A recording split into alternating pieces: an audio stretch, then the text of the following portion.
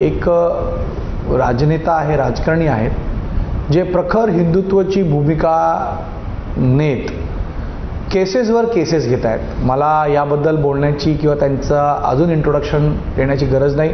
माझ्यासोबत आहेत आता भाजपचे मी म्हणू शकतो हिंदुत्वाचे पोस्टर बॉय म्हणून ज्यांचं इमेज बिल्डअप होतं आहे किंवा राईज होतं आहे तसे आमदार नितेश राणेजी. नितेशजी, एबीपी माझ्यामध्ये आपलं स्वागत आहे. आणि जय श्रीरामनं आपण सुरुवात केलीच आहे म्हणून हे जय श्रीराम किंवा अशा प्रकारच्या ज्या गर्जना आम्ही ऐकायचो ते बाळासाहेब ठाकरेंपासून आम्ही लहान असताना ऐकलेलं आहे. बाळासाहेब ठाकरेंना हिंदू हृदय सम्राट बनायचे. मध्यंतरी जय श्रीराम किंवा भगवेधारी झाले तर राज ठाकरे त्यांना त्यांच्या पक्षाचे कार्यकर्ते हिंदू जननायक बनायचे. आता तुमचं नाव आलेलं आहे हिंदू गब्बर. तर हिंदू गब्बर म्हणजे असं ते भीती निर्माण करणार आहे आणि तुम्ही भीती निर्माण करताय पण सोबत द्वेषही निर्माण होतोय राज्यामध्ये. आणि तुमच्यावर अनेक आरोप अनेक केसेस होतात की नितेश राणेमुळे सगळा माहोल खराब झालेला आहे.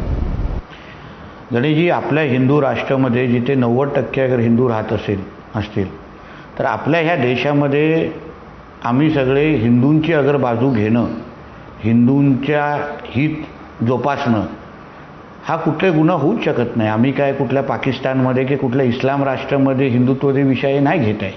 आम्ही ज्या देशामध्ये 90% हिंदू राहतात तिथे अगर आम्ही सगळेजण हिंदूंवर अगर त्या पद्धतीने कुठला अगर अन्याय होत असेल, कट्टरपंथी जिहादी मानसिकतेचे रोहिंगे आणि बांगलादेशीकडून आलेले जे काही मुसलमान आहेत ते आपल्या या देशामध्ये उन्माद करत असतील, इथे सर तन से जुदासारखे नारे देत असतील, इथे आमच्या सणासुदीवर दगडफेक करत असतील, आम्ही आमच्याच राज्यामध्ये आमच्याच देशामध्ये हिंदू सण पण एकही दगड न फिरवता अगर आम्ही साजराच करू शकत नाही, या सगळ्याची बाजू घेणं म्हणजे दंगल भडकवणं असेल. या सगळ्याची बाजू घेणं, या सगळ्याचा विरोध करणं अगर दंगल भडकवणं असेल तर प्रत्येक FIR घेण्यासाठी मी तयार आहे. कारण का मी स्वतःसाठी भांडत नाही, मी माझ्या धर्मासाठी भांडतोय. आमचं रिॲक्शन यावं म्हणून तुम्ही ॲक्शन करताय.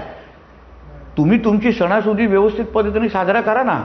एक अशी घटना दाखवा जिथे ईदच्या जुलूसच्या मिरवणुकीवर दगड मारला गेला.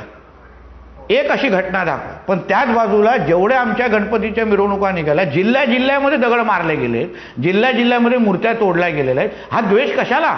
पण सगळेच मुस्लिम तसं नसतात ना. मुसलमान म्हणजे मुसल्लम इमान जपा